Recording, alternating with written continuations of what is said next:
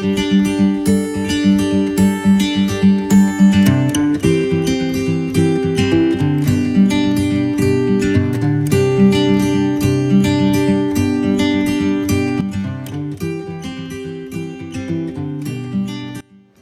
tentang pemuda dan pertanian adalah isu yang selalu menarik untuk kita bicarakan. Di banyak negara, dan tentu saja di Indonesia, minimnya minat pemuda untuk bertahan di desa adalah masalah klasik yang dari dulu sulit dicari solusinya. Banyak pemuda yang kemudian berlomba-lomba datang ke kota untuk mencari pekerjaan, kesuksesan, dan justru meninggalkan desa. Padahal sesungguhnya, dalam konteks undang-undang desa, sebenarnya desa adalah ujung tombak dari pembangunan nasional. Dan justru pemuda adalah salah satu dari aktor utamanya. Persepsi bahwa bekerja di kota itu lebih menjanjikan daripada di desa ternyata tidak 100% benar. Dan itu terbantahkan dengan kasus COVID yang terjadi baru-baru ini. Bukannya mendapatkan pekerjaan, kesuksesan, malah banyak pemuda yang justru diberhentikan, di PHK karena banyaknya perusahaan-perusahaan yang gulung tikar akibat pandemi COVID-19. Tetapi sebaliknya, pemuda-pemuda yang sejak awal memutuskan untuk bertahan di desa dengan pertanian, peternakan, justru bertahan. Dan mereka melakukan banyak hal yang kreatif sebagai adaptasi daripada COVID-19. Nah, situasi ini sesungguhnya harus membuka kesadaran kita bahwa pilihan pemuda untuk bertahan di desa sebagai petani, sebagai peternak, dan usaha lainnya adalah sebuah pilihan yang rasional dan juga sebagai bukti nyata dari kontribusi pemuda terhadap ujung tombak pembangunan nasional, yaitu desa. Berangkat dari masalah yang dihadapi Petra selama ini, di mana kita sebagai pendamping itu banyak melihat di desa itu petani yang aktif itu berkisar umur 40-60 tahun. Kemana saja yang muda? Kemana saja mereka yang setelah sekolah dan tidak mampu melanjutkan kuliah, dan kemana saja mereka sarjana pertanian maupun peternakan. Kenapa mereka tidak berani untuk menciptakan potensi atau mengembangkan potensi-potensi yang ada di desanya sendiri? Nah, dari situ kita Petrasa menginisiasi atau membuat perkumpulan di mana kita mengundang petani muda yang ada di beberapa desa, kita kumpulkan di satu wadah, pemuda berani bertani. Nah, dari situ kita banyak belajar tentang pertanian, peternakan. Kita juga membawa mereka itu orientasi, baik itu di dalam desanya sendiri kita kembangkan maupun kita bawa untuk belajar di desa lain.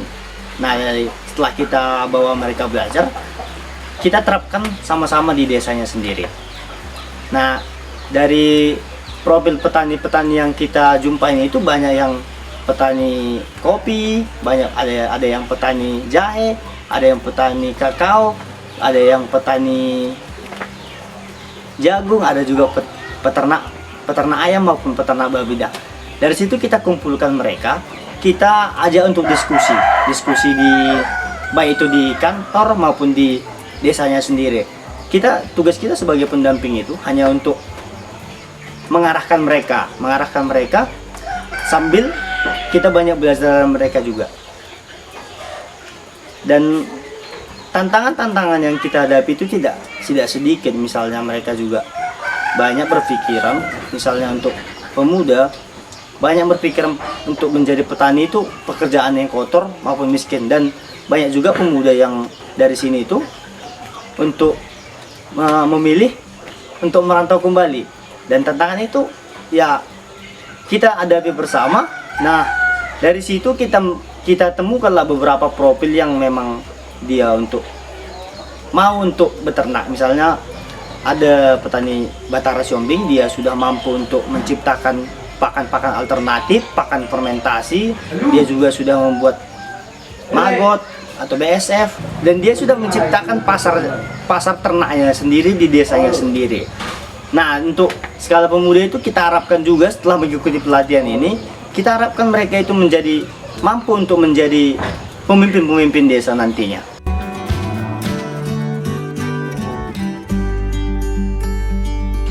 Sebelum saya memulai dan langsung menggeluti usaha ternak ayam ini, saya sempat bekerja di salah satu perusahaan di Riau selama 3 tahun.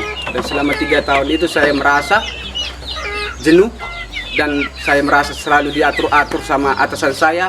Jadi di tahun 2016 saya memulai peternakan ayam saya ini dengan ayam saya dulu pertama 10 ekor. Di tahun 2017 saya pernah mendapat tantangan, ayam saya kena sakit dan sekitar 50% dari populasi ayam saya ada yang mati. Dari situ saya tidak merasa mundur atau merasa stres. Dari situ saya mulai belajar bagaimana caranya menangani penyakit ayam ini. Di tahun 2018 saya bergabung dengan Petrasa dengan mengikuti salah satu program Petrasa, yaitu Pemudi Berani Bertani Part 3. Di situ Petrasa mengajak saya orientasi ke salah satu peternakan sukses, yaitu peternakan Bang Togu Sumerangkir. Dari situ saya belajar banyak dari abang itu, dari tentang teknik budidaya ayam, teknik budidaya ikan lele, teknik budidaya maggot, dan teknik budidaya bebek. Dan abang itu juga memberikan banyak motivasi kepada saya.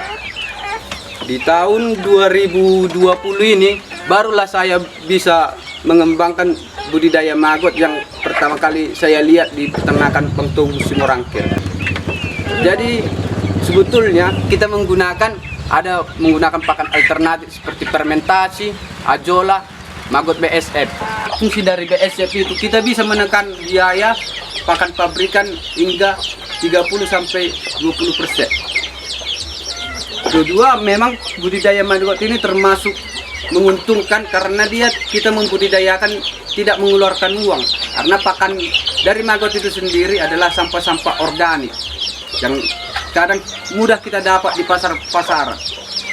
Jadi memang kebanyakan pemuda-pemuda kita di sini kebanyakan berpikir tentang bahwa bertani dan beternak itu sebuah profesi yang tidak baik atau tidak enak, karena kita langsung terjun ke lapangan, kena panas matahari, baru kotor.